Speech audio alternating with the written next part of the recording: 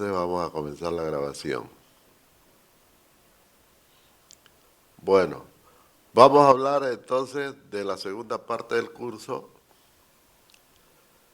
La primera parte era la tecnología del hormigón, que concluimos la anterior clase con los ensayos de obra,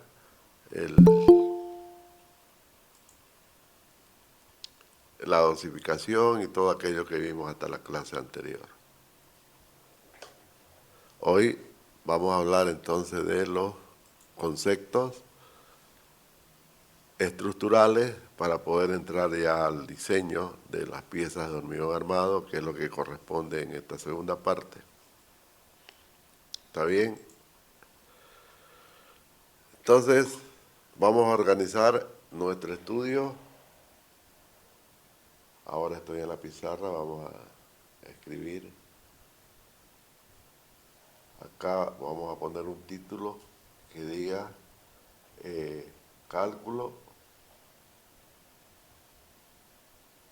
Esta es una C.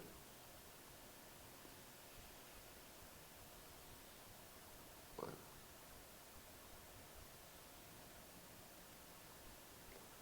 Va a decir entonces cálculo y diseño, ¿no?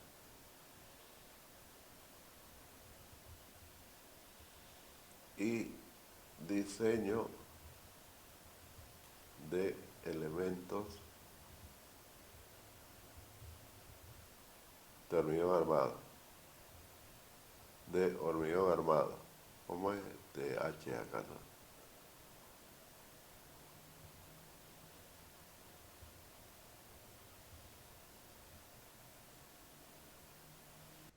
De hormigón armado.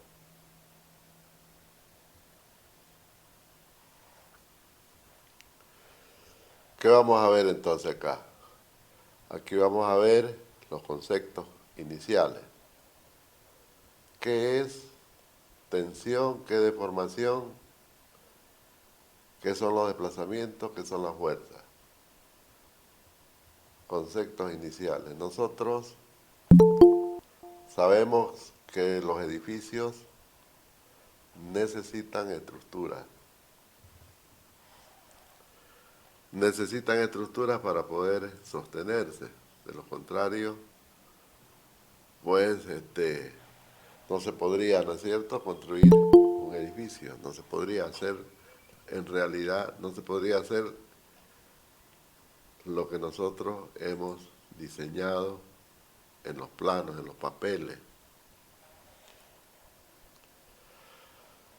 Entonces, vamos a hablar como concepto inicial de precisamente de las relaciones que hay entre los distintos fenómenos que ocurren en las estructuras. Y esos fenómenos no son más que 4, ¿no? ¿Cuáles son? Las fuerzas, fíjense, las fuerzas, los desplazamientos,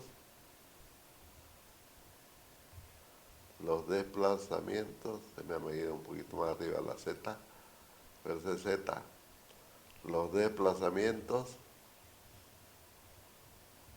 ¿está bien? Las tensiones y las deformaciones. Esta es una de ellas. Está mal esto, ¿no? Está mal escrita.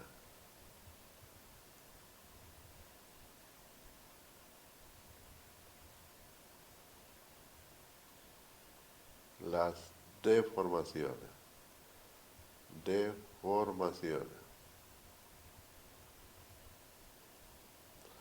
A estos fenómenos que tienen, fíjense que todas las estructuras sí o sí deben tener o están sometidas a esos 4 fenómenos.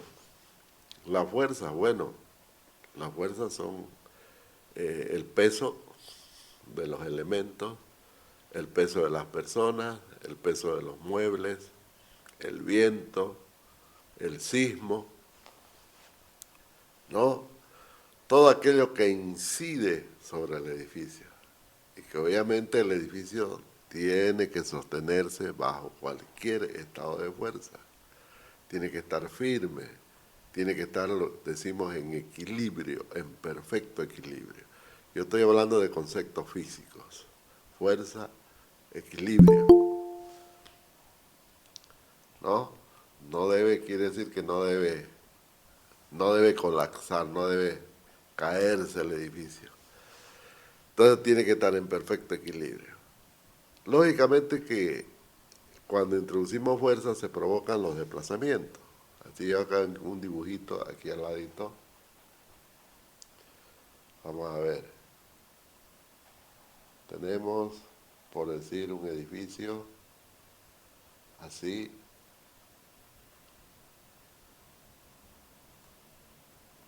¿No? Ahí está, salió rectita porque estoy utilizando una herramienta de la pizarra. Entonces tiene varios pisos ahí, ¿no es cierto? Ahí está el edificio con sus pisos.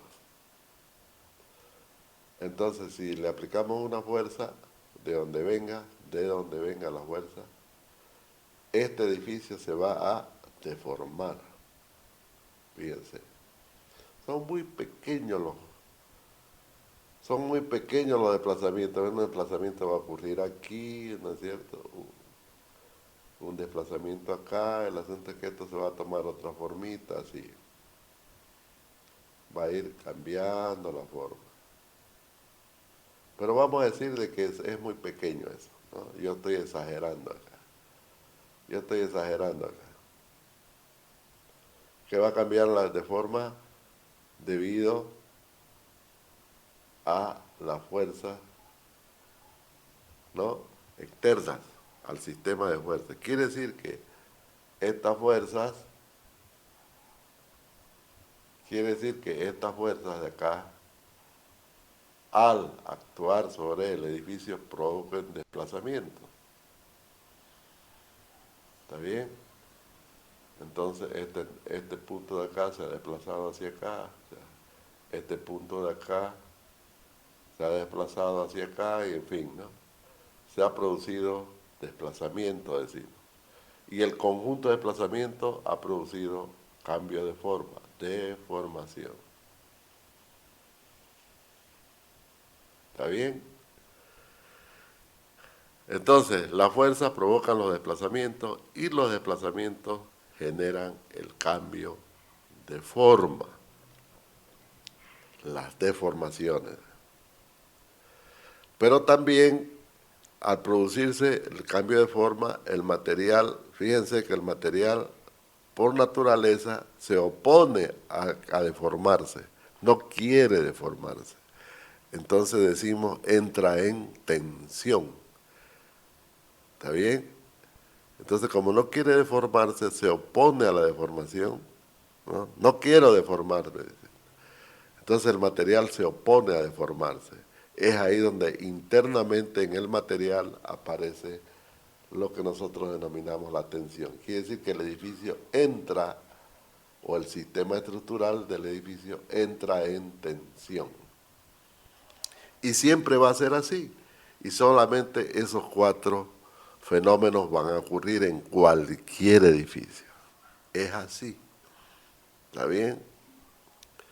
Ahora, ¿qué hacemos nosotros para poder calcular, para poder diseñar esos elementos estructurales, las vigas, las columnas, ¿no?, las zapatas, las fundaciones, todo eso?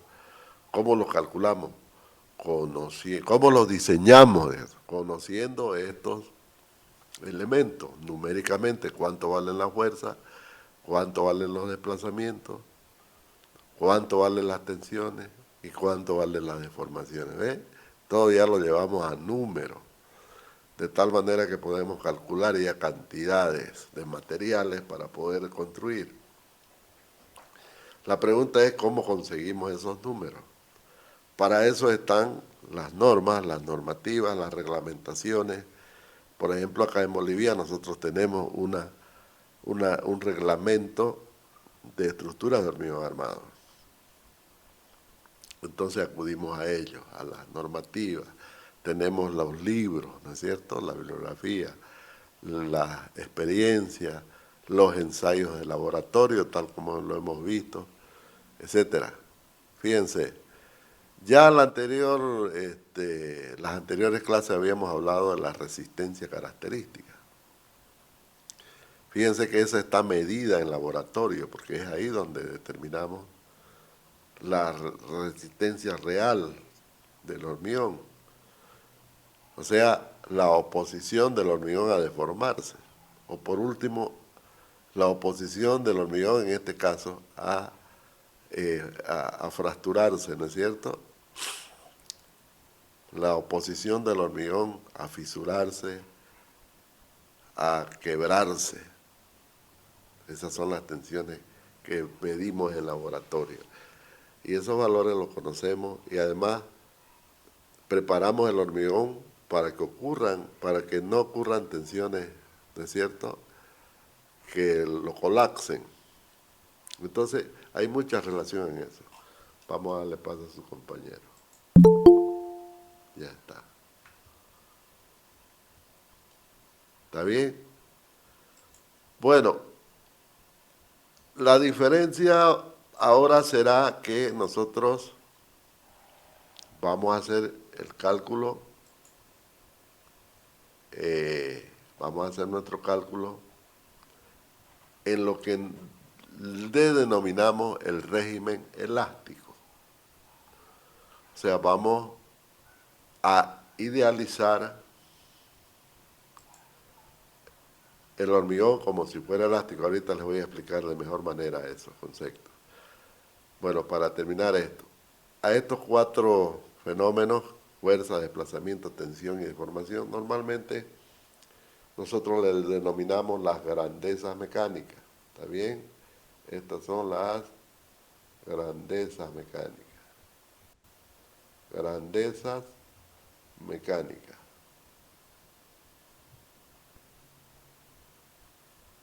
Las grandezas mecánicas entonces son 4. Y todas las estructuras están sometidas a grandeza mecánica. Fuerza, desplazamiento, tensión y deformación. Fíjense, siempre nosotros, para hacer los cálculos, relacionamos las fuerzas con los desplazamientos. Ahí vienen los métodos de cálculo. Ahí es donde hacemos los cálculos. Y para el diseño usamos las tensiones y las deformaciones. O sea que el cálculo estructural se realiza con las fuerzas y los desplazamientos en régimen elástico, ¿no? Suponemos que la estructura es elástica. Le aplicamos la fuerza y calculamos los desplazamientos. Listo. Esa es una parte del proceso de cálculo. En realidad es esto de acá que le hemos llamado el cálculo, ¿no? Esto de acá, ese es el cálculo. El cálculo se hace entonces con la fuerza como dato conocido y los desplazamientos como incógnita. Entonces, de esa relación entre fuerza y desplazamiento, ¿no?, sale el valor de los desplazamientos. Obviamente que en ciertos puntos, ¿no? Ya después por interpolación, por funciones de interpolación podemos conseguir los demás desplazamientos. Pero necesitamos obviamente los desplazamientos. Generalmente los desplazamientos se calculan aquí en las uniones. Ahí se calculan los desplazamientos y ahí se aplican las fuerzas, ¿no? Eso es por lo general. Los métodos buscan eso, los métodos de cálculo, los programas que ustedes ven que aparecen en el mercado, programas para calcular estructuras, hacen eso. Calculan los desplazamientos de las uniones, de los elementos, y nosotros le aplicamos las fuerzas en esas uniones. Obviamente que los elementos, pero ya el programa los transforma y lo hace en las uniones. El resultado obviamente es una metodología de cálculo, un método de cálculo, el método matricial de cálculo estructural que lo estudian los ingenieros estructuristas, ¿no? Bien, eso va a ser transparente para nosotros en nuestro caso porque vamos a usar un software. Entonces no vamos a ver el cálculo en sí, ¿no?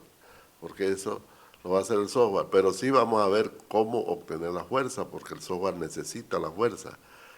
El software necesita ser alimentado con la fuerza y el software va a calcular los desplazamientos. ¿Está bien? Entonces, ahí está el cálculo, en la relación entre fuerzas y desplazamiento. Y el diseño está entre las tensiones y las deformaciones, que es la parte que corresponde a hormigón. ¿Está bien? Eso es así.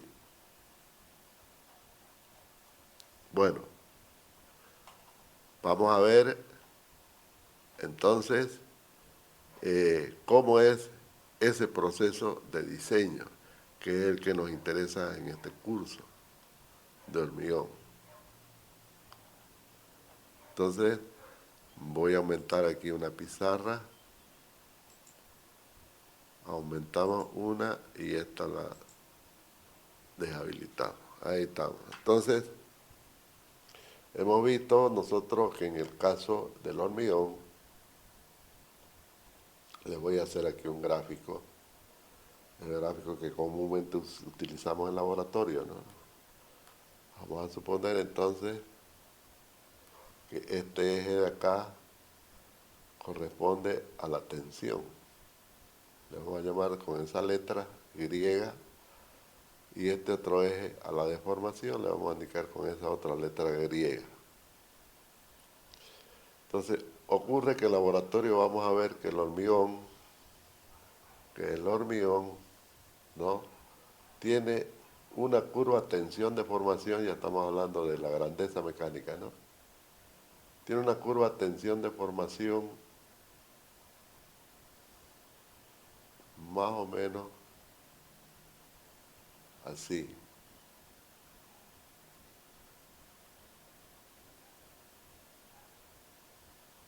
A ver.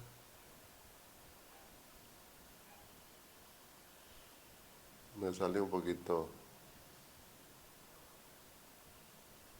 A ver, la vamos a borrar. Va a ser de nuevo, va a ser más o menos así.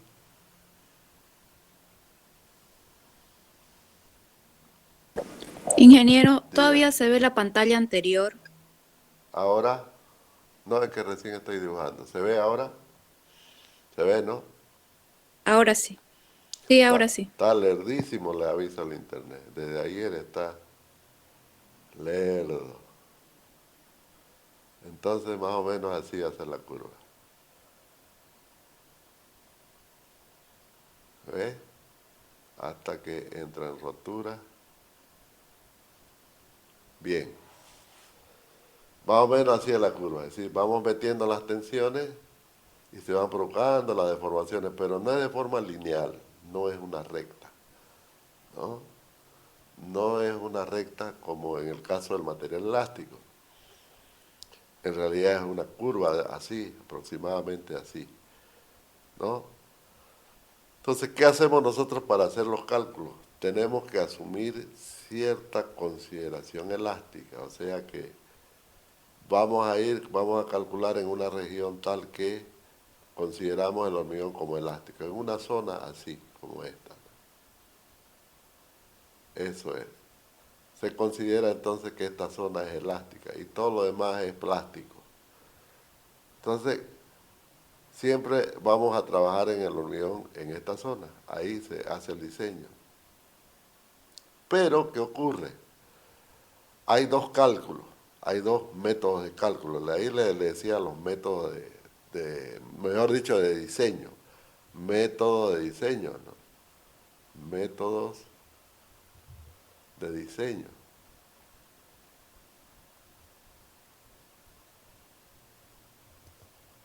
Está el método elástico o clásico, el método clásico,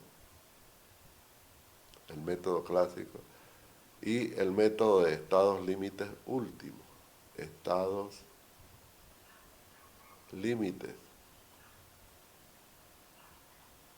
Estados límites últimos. En algunos libros le llaman el método de rotura también. Método de rotura. Método de rotura. Vamos a darle paso a su compañero. Ahí está. Bien, hay dos métodos entonces.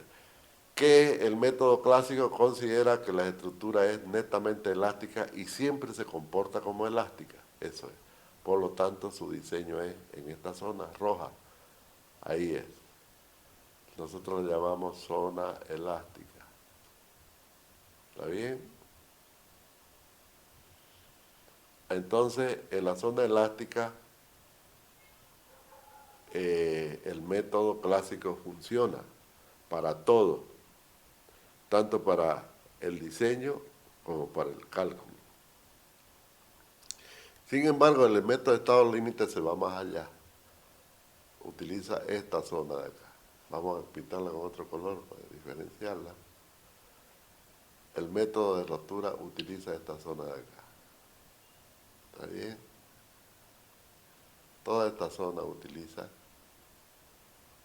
para el cálculo y diseño. En realidad para el diseño, no para el cálculo. El cálculo se hace en zona elástica, pero se diseña en zona de rotura. ¿Qué quiere decir? Fíjense, no es que se calcula el edificio para que se rompa, no tomen ese concepto. Se calcula el edificio en zona de rotura, ¿no? Como si estuviera rompiéndose el edificio. El momento antes de romperse, ahí se diseña, cuando está por romperse. Pero se usa obviamente en menos de la mitad de esas tensiones, ¿no? O sea que nunca vamos a llegar a las tensiones de rotura en servicio. Cuando esté el edificio sirviendo en servicio, ¿no? El edificio va a funcionar en realidad bajo régimen elástico. Eso es así. ¿Por qué? Porque las tensiones de rotura que tomamos en laboratorio se reducen para hacer el diseño. Ese es el concepto. Por lo tanto, aparecen lo que nosotros le llamamos, lo que se denomina en la norma, coeficientes de mayoración y coeficientes de minoración. Por lo tanto, esa tensión que ustedes ven ahí, ese sigma que se ve ahí, ¿no? Se divide entre un coeficiente, ¿no? Que lo hace mucho menor. Se llama coeficiente de minoración. Y las fuerzas se multiplican por un coeficiente, ¿no? Se multiplican por un coeficiente de mayoración. Eso es así. Minoración, mayoración. Estos coeficientes oscilan entre 1.7 inclusive a más de 2. Por ejemplo, 1.7 por 10 kilos, ahí ya son 17 kilos, no es lo mismo, ¿no? En realidad determinamos en la realidad 10 kilos, pero calculamos con 17. Y la tensión de rotura es 100, y digamos el coeficiente de minoración es 2, bueno, 100 entre 2 calculamos con 50. Es así. ¿Está bien? Pero se toma obviamente las tensiones de rotura. Por eso es que se llama, y obviamente la rotura es un límite. De ahí no va más la estructura. Por eso se llama estado límite último.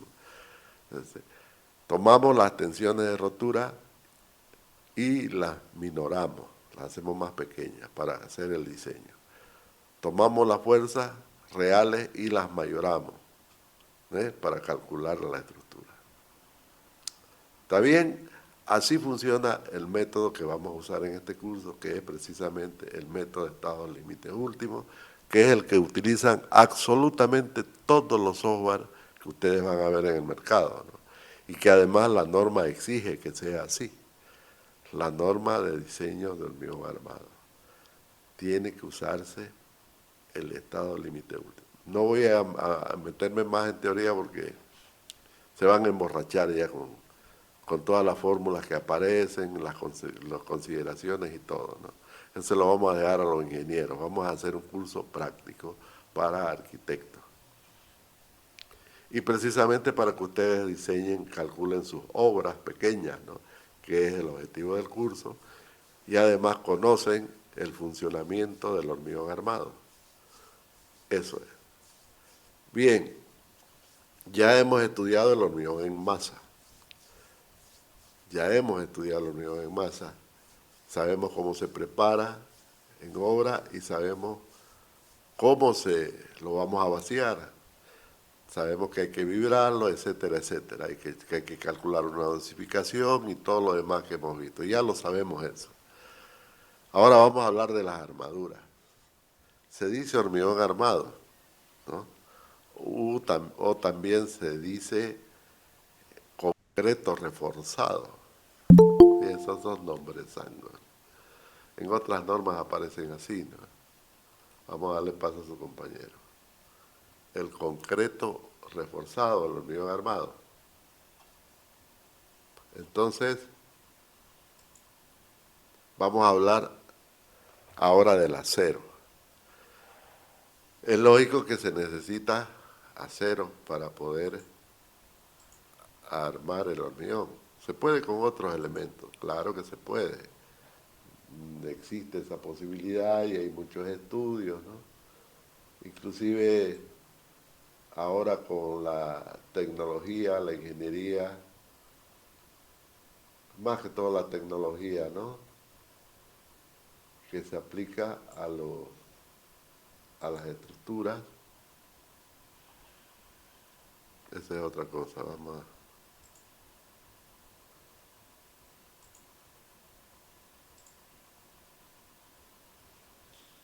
buscar imágenes de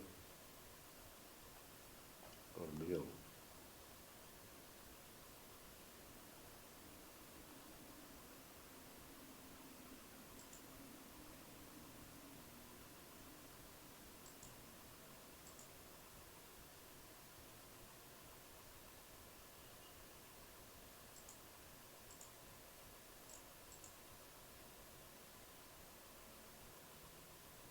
A ver, ¿dónde está?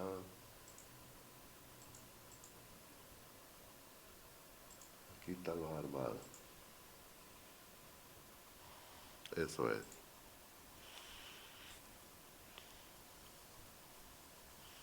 En estas imágenes que ustedes están viendo ahora, se ven las armaduras. Fíjense las armaduras que se usan.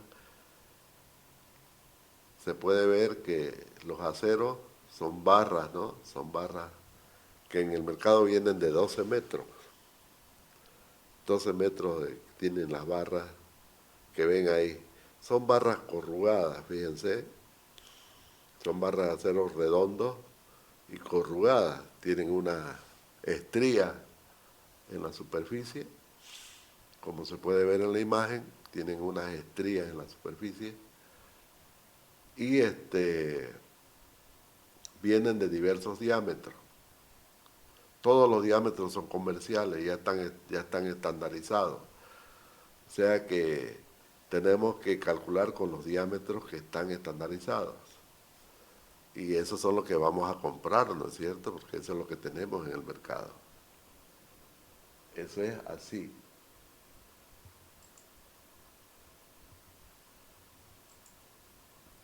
Bien. Estaba en las imágenes. Entonces les decía, esas barras hay que doblarlas, lógicamente, así como lo ven, hay que doblarlas. Son aceros de alta resistencia. Imagínense la resistencia que tiene. Están alrededor de 5.000 kilos por centímetro cuadrado. Esa es la resistencia límite. Lo que se llama en acero el límite elástico.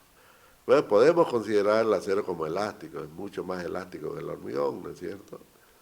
Más se acerca a la elasticidad que el hormigón. El hormigón no resiste a la tracción, se quebra así como las tizas, ¿no?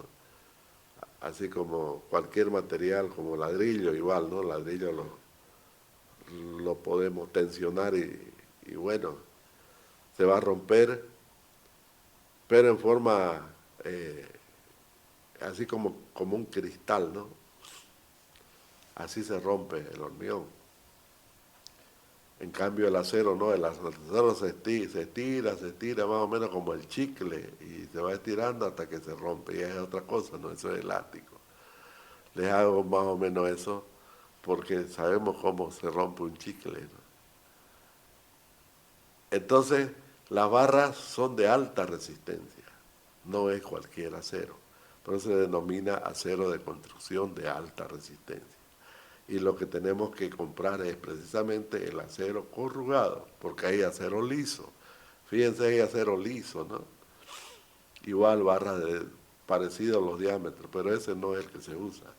Ese se usa para hacer verja, para hacer carpintería metálica, para otras cosas, ¿no? Para los hormigones se debe usar este acero. ¿Está bien? Y obviamente se amarra con alambre, con unos alambres también que vienen preparados para este tipo de elementos. ¿Está bien? Entonces las estructuras de hormigón armado vienen armadas con este tipo de acero corrugado. Es el que vamos a usar y es el que vamos a calcular con el software. No vamos a ir más allá de eso, ya sabemos los principios, sabemos que vamos a calcular, ¿no?, con el método del estado límite último, el método de rotura, y que lo vamos a hacer de acuerdo a lo que establece la norma. Un concepto muy importante para hacer el cálculo sí es lo que hemos visto en las anteriores clases, la resistencia característica. ¿Está bien? Habíamos dicho que la resistencia característica resulta, ¿no? Resulta de laboratorio.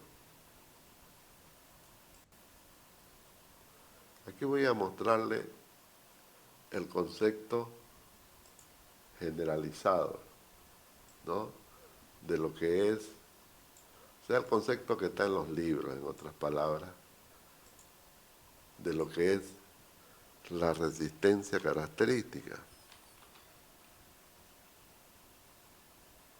A ver dónde lo tengo. Estas definiciones están en los libros, ¿no? Podríamos decir, en primera instancia, a ver, lo podemos poner en la pizarra, digamos, como una primera aproximación. ¿Qué vendría a ser la resistencia característica? Vamos a irnos a la pizarra. La verdad que está sumamente lerdo.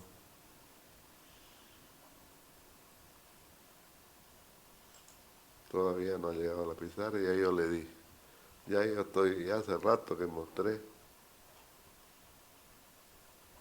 el proyector, porque yo trabajo con varios proyectores, como lo han visto, el proyector de pizarra, y todavía no cambia.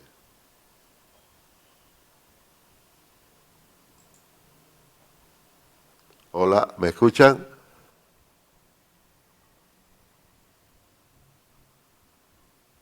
Sí, ingeniero, se escucha. Sí, ingeniero, se escucha. Pero lo que me preocupa es Saben que, que no ha cambiado. No ha cambiado, no les ha llegado. Recién les ve, está muy lerdo. Ahora sí. Recién les ha llegado la pizarra. Bueno, ¿por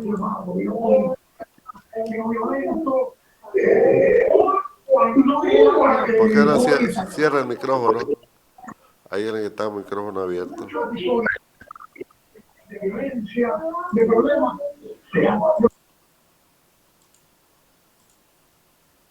Hay alguien que está con el micrófono abierto.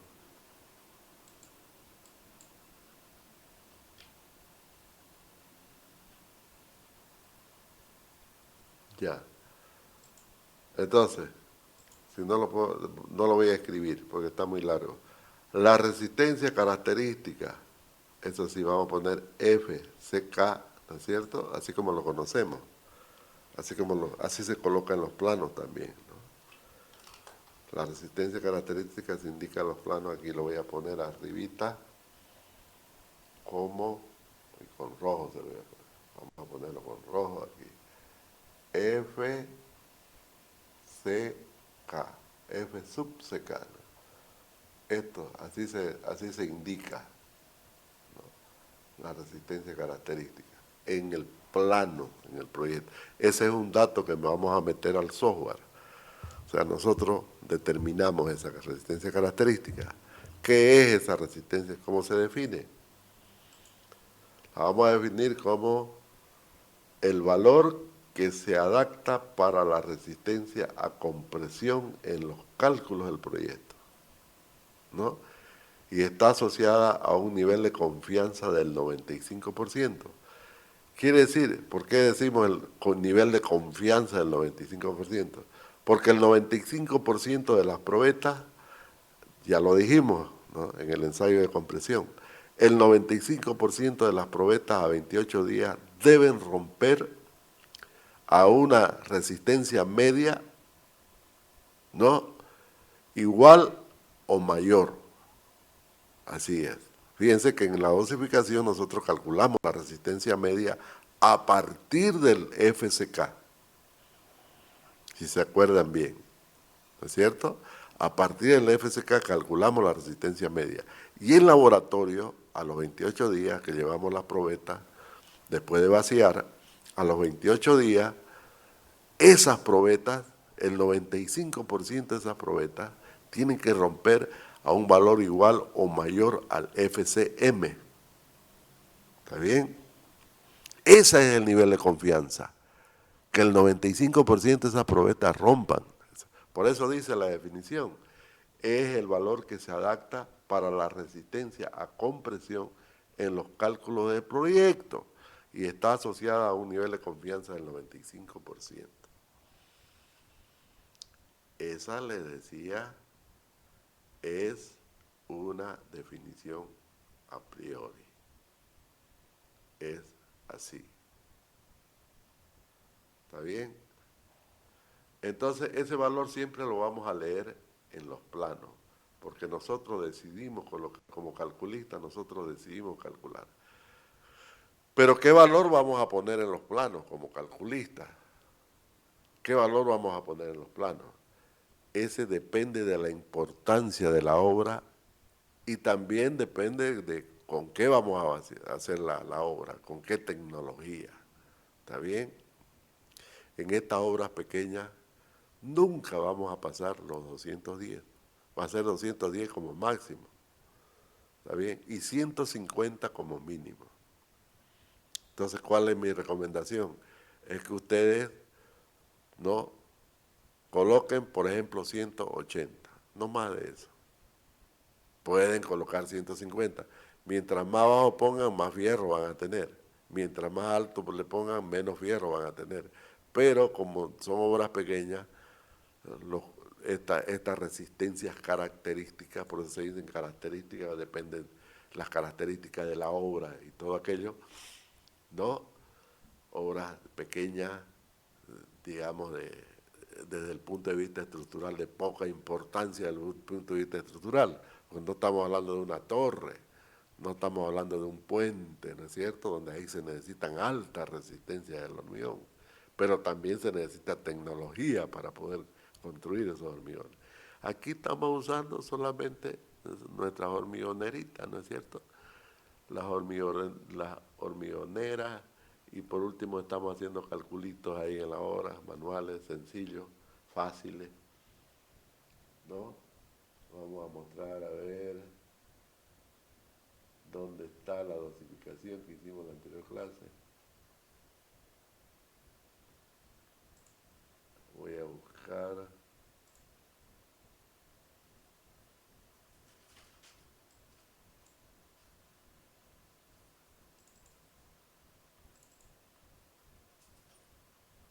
Aquí está la metodología de dosificación.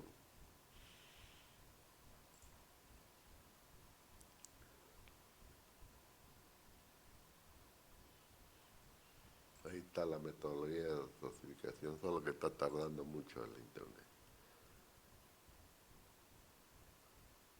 Está sumamente lerdo.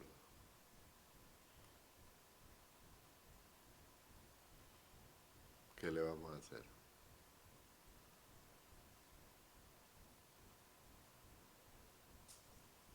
Da para tomarse un cafecito mientras esperamos que aparezca. Está sumamente lerdo.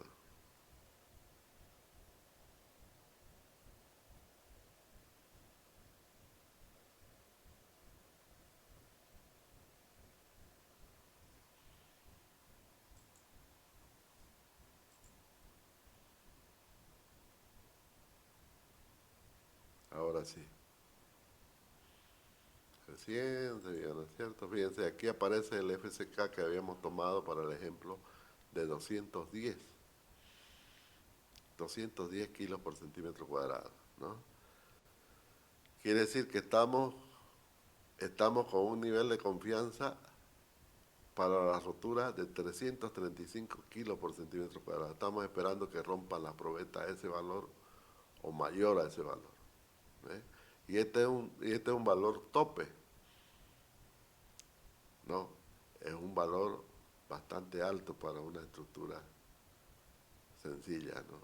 Claro que podemos hacerlo porque podemos hacerlo haciendo un buen control. ¿Está bien? Con ese valor calculamos. Nosotros lo vamos a hacer con 180, todos los ejemplos que vengan después, ¿no? Y fíjense que con ese valor nosotros hemos determinado las proporciones de la mezcla, que finalmente fueron estas, ¿no es cierto? Con ese árido disponible y todo eso. Entonces, por eso es que hemos hecho este cálculo. Además conseguimos un asiento máximo de entre 6 y 9 centímetros, ¿no es cierto? Y además estamos preparando el hormigón en la obra con este tipo de equipo, con una hormigonera de una bolsa, etcétera, etcétera. Esas son las características nuestras de pequeñas obras, ¿está bien? Ya cuando las obras son más grandes, una torre por un edificio alto, ya son varios pues, los profesionales que entran al cálculo. Tienen que estar los estructuristas, los especialistas en hormigón, eso es otra cosa ya. Ya ahí se desligan los arquitectos de las responsabilidades técnicas porque ya no se meten en eso. Esto es para las obritas pequeñas donde no necesitamos más que un solo arquitecto y punto, ¿no? Entonces vamos a usar como máximo 210 y como mínimo 150, porque así lo establece la norma. Ese es entonces el valor de resistencia que va a aparecer en nuestro plano y nosotros como calculistas lo decidimos, ¿no? A eso nos referimos con lo que aparece aquí en la pizarra, como el FCK. ¿Está bien? Bueno, todo eso es lo referente al hormigón. Y lógicamente que el motivo del cálculo, porque fíjense, ya está calculado el hormigón prácticamente. Sabemos que va a romper a tanto si hacemos bien la cosa, si hacemos bien la obra. Lo que vamos a calcular ahora es la cantidad de acero. ¿Cuánto de refuerzo se necesita? Por eso se llama hormigón armado, hormigón reforzado, concreto reforzado, todos varios nombres. Pero es el hormigón que se arma. En realidad el hormigón ya lo hemos calculado. Vamos a hacer sí verificaciones, que tampoco nosotros no lo vamos a hacer manualmente porque el software se encarga de hacer la verificación. ¿Qué verificación se hace? Que las fuerzas no superen en estas tensiones. ¿Se acuerdan cuando hablamos al comienzo, no? De tensión de formación. O sea, las fuerzas no pueden generar tensiones mayores al FCK, porque si no se rompería. Por eso es que se hacen las verificaciones, ¿para qué? Para aumentar, ¿no es cierto? Para aumentar masa, hacer más grandes las piezas. Es así, así viene el diseño.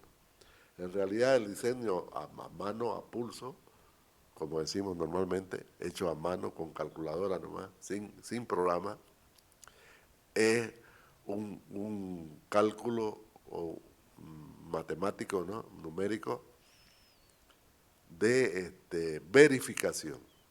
Se asume ciertas dimensiones y se verifica que esa sección cumple.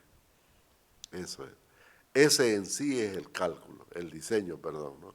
Se asume una sección y se verifica que esa sección, armada con cierta cantidad de fierro, con ciertos elementos de fierro, ¿no?, cumple esa tensión característica.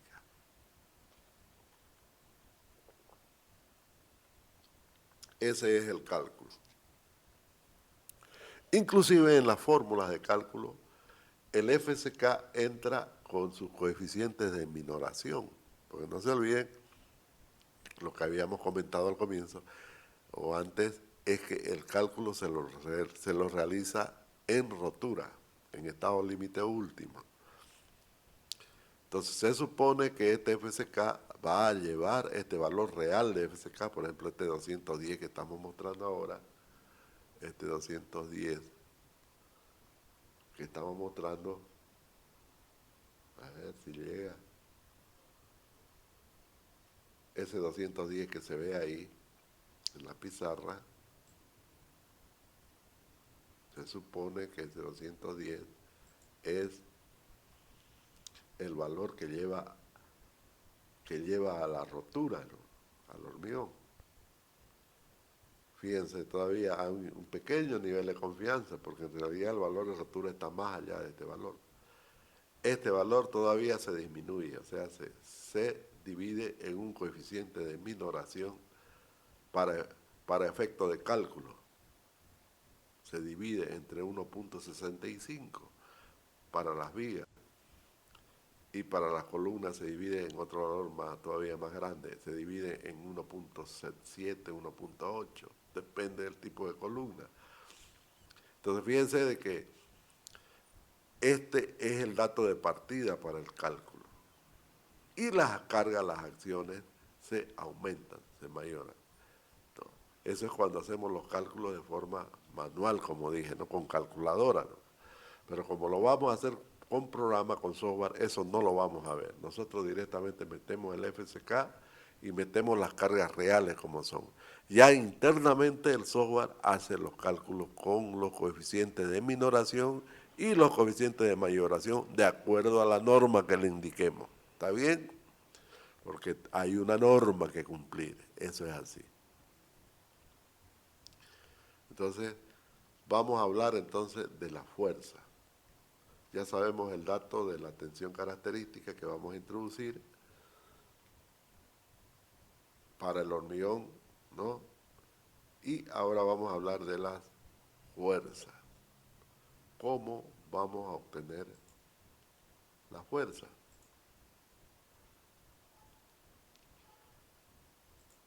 Para ello primero tenemos que establecer en el proyecto lo que llamamos el sistema estructural. ¿Cómo va a ser el sistema estructural? Entonces, el siguiente paso va a ser definir el sistema estructural. Ustedes ya han llevado sistemas estructurales, saben de lo que estoy hablando, saben perfectamente de lo que estoy hablando. Vamos a poner otra pizarra. Aumentamos una pizarra y esta la vamos a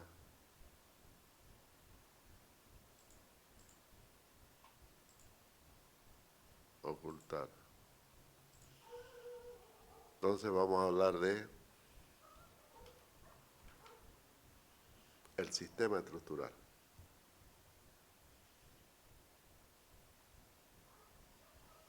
El sistema estructural. Sistema estructural. Esta es una R.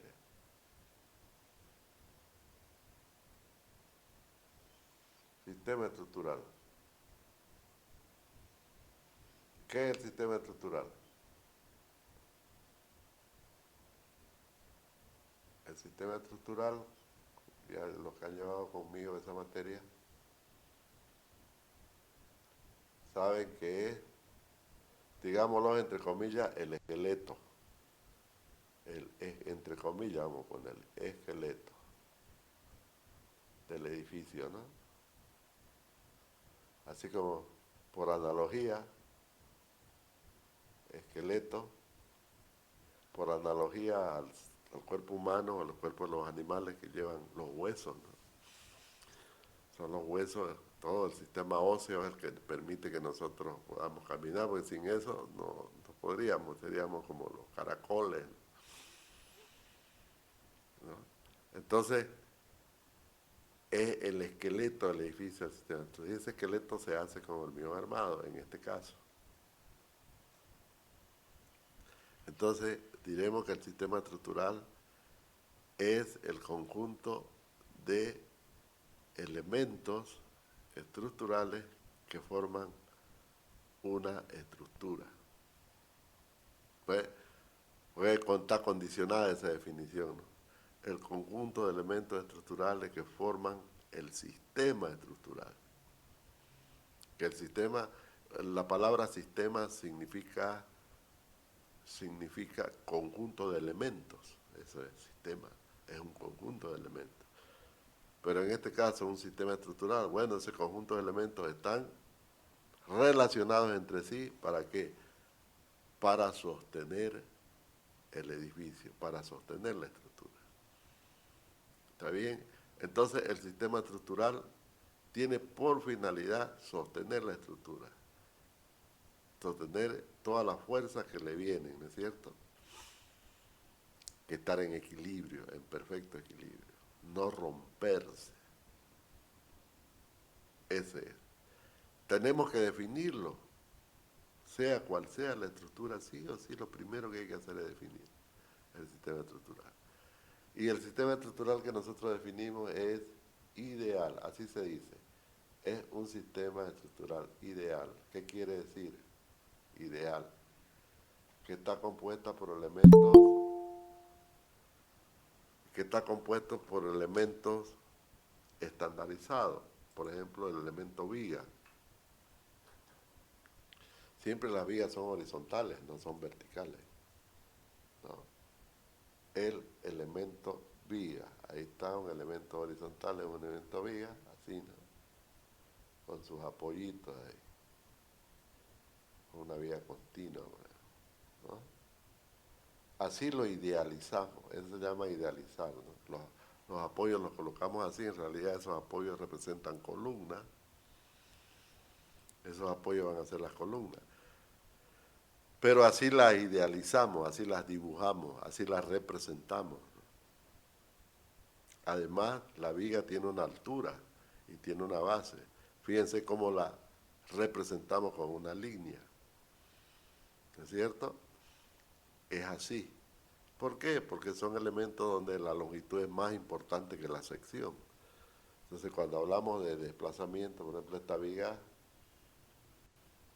bajo las fuerzas que ustedes le coloquen, digamos, una fuerza aquí, esta viga se va a deformar. ¿Sí? ¿No es cierto? Va a haber una deformación. Va a cambiar la forma debido a la aplicación. Y esa deformación es elástica. Ah, no, este está mal. Vamos a hacerlo de nuevo. La deformación va a ser así. Vamos a darle paso a su compañero. Siguen llegando. Hoy no voy a tomar lista por el problema del internet que está sumamente lerdo y que probablemente por ese motivo es que muchos no van a poder acceder o han llegado tarde, ¿no? Entonces, es así. Va a venir así. Está bien. Porque este apoyo obliga a que se venga así, ¿no es cierto? Así. Estaba bien. Está correcto, es así. Así más o menos va a ser la deformada elástica. Decimos la elástica de la viga. También yo lo estoy exagerando también, ¿no? Porque en realidad son muy pequeños esos desplazamientos que se dan, ese desplazamiento que va a provocar esa fuerza, porque fíjense, esa fuercita de ahí que hemos puesto, vamos a ponerle un nombre, F, va a provocar aquí un desplazamiento que le vamos a llamar delta. Entonces, ese desplazamiento tiene un límite en la norma. En la norma se establece un límite, no puede ir más allá. Si ocurre eso, hay que cambiar la sección, ¿ves? Es así, es un problema de verificación, es así. Entonces, el sistema estructural es ideal, está formado por líneas que van a representar los diversos elementos estructurales y también por símbolos especiales que van a significar los apoyos, en este caso el apoyo fijo. Se dice fijo porque no se puede mover ni a la derecha, no, ni para abajo, ni para arriba, ni a la derecha, ni a la izquierda, ni arriba, ni abajo. Es un apoyo fijo. Pero sí permite que pueda haber giros, por eso es que aparecen ahí estos giros, ¿no es cierto? Aquí hay un giro, fíjense, aquí hay un giro, aquí hay otro giro, ¿no?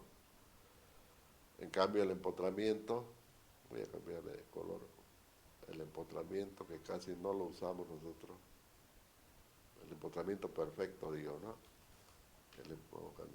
El empotramiento perfecto, el empotramiento perfecto, es así, ¿no? Aquí si aplicamos una fuerza, aquí, lógicamente que esto se va a deformar así. Así. Entonces aquí prácticamente no hay giro, ni movimiento arriba, ni movimiento abajo, ni movimiento a la derecha, ni movimiento a la izquierda. Todo está restringido acá. Este punto de empotramiento está totalmente restringido. En cambio acá, este punto de apoyo de acá, permite que haya giro, ¿no? Igual que este. Aquí se ve que hay giro, que se puede girar la elástica. Es así. Entonces, eso se llama idealización. Además, esto es idealización geométrica. También idealizamos mecánicamente. O sea, decimos que el material es elástico, que sigue la ley de Hooke, pero además de eso, además de esa idealización, consideramos que el material es homogéneo en todas sus partes. ¿No es cierto? Y bueno, es un material ideal. Eso es, idealmente elástico sobre todo, ¿no? Entonces, todos esos elementos son considerados para hacer el diseño. Tenemos que definir el sistema estructural y para ello necesitamos el proyecto arquitectónico. Entonces vamos a hablar de el sistema estructural en el proyecto arquitectónico.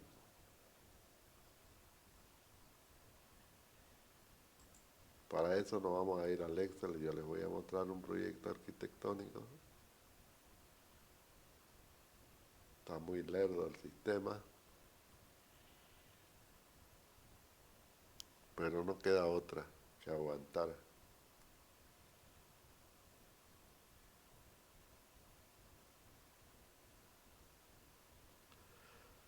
A partir de ahora, entonces, cada uno tiene que buscar un proyecto o tiene que hacer un proyecto de una vivienda que tenga por lo menos 280 metros cuadrados construidos en no menos de 2 plantas. Puede tener 2 o 3 plantas y no menos de 280 metros cuadrados disponibles. Estoy hablando de los ambientes, ¿no? Living, comedores, ¿no?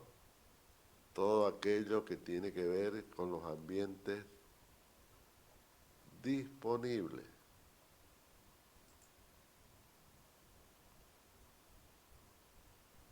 A ver.